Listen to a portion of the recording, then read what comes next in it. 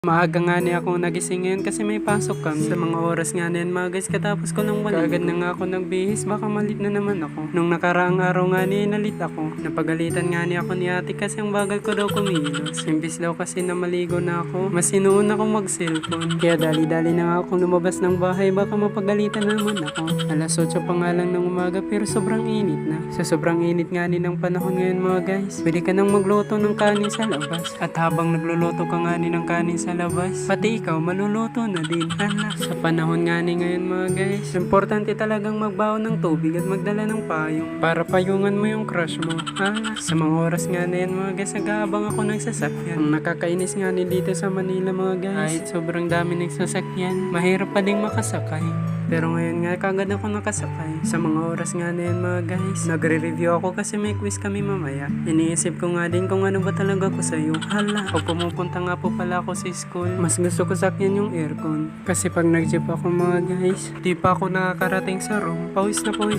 Pagkababa ko nga ng bus mga guys, sakto nga at may nakita akong nakaabang na sasakyan. Bali, dalawang sakay nga ni papunta sa aming paaralan. Dito nga yan sa Robinson, malapit sa Steve Irwin. Dati di ko rin alam na may sakay pala dito papunta sa aming paaralan mga guys. Pa Jordan Plains lang kasi ang alam ko dati. Buti na nga lang tinuruan ako ng kaibigan ko na pwede palang sumakay dito. Kaya nga nung nalaman ko yun mga guys, palagi na akong sumasakay dito. Pagkababa ko nga ni sa sasakyan mga guys, naglakad na ako papunta sa'yo. Ay sarong pala namin.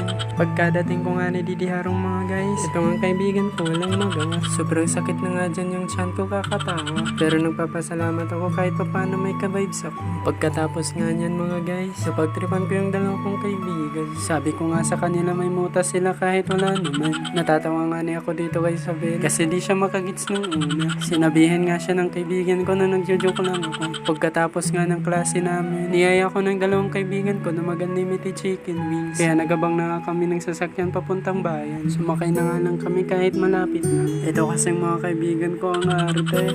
Pagkababa nga namin, naglakad na kami. Siyempre, alang naman na gumapang kami. Dito nga niyan sa Nubabayan, malapit sa may simbahan. Sa mga oras nga na nagugutom na ako. Buti na nga lang at nandito na kami. Pagkadating nga namin dito mga guys, kagad na kami pumasok sa loob. Medyo nag-aalanganin nga ni kami dito kasi first time lang din namin makapunta dito. Pagkapunta nga namin dito sa taas, kagad namin nakita ang mga presyo ng bigas. Kung papipiliin nga ako kung ano gusto ko, ikaw ang pipiliin ko. Hala, pagkatapos nga namin magbayad mga guys, naganap na kami ng pipistuhan namin. At dito nga ni kami pumiso malapit sa may bintana para kung sakaling dumaan ka, makita kita. Hala, kumuha na nga kami ng kanin dyan kasi nabasa namin na self-service pala. After nga ng ilang minuto mga guys, dumating na yung order namin kaya kagad na din kami kumain. Di din kasi ako kumain sa bahay, kaya dito na lang ako kumain. Dalawang flavor nga lang yung available nila, kaya medyo di ko nagustuhan yung isa. Medyo matamis kasi yung isa mga guys, kaya nga ni yung original na lang yung kinain ko. Ayaw ko kasi sa mga picky. Hala,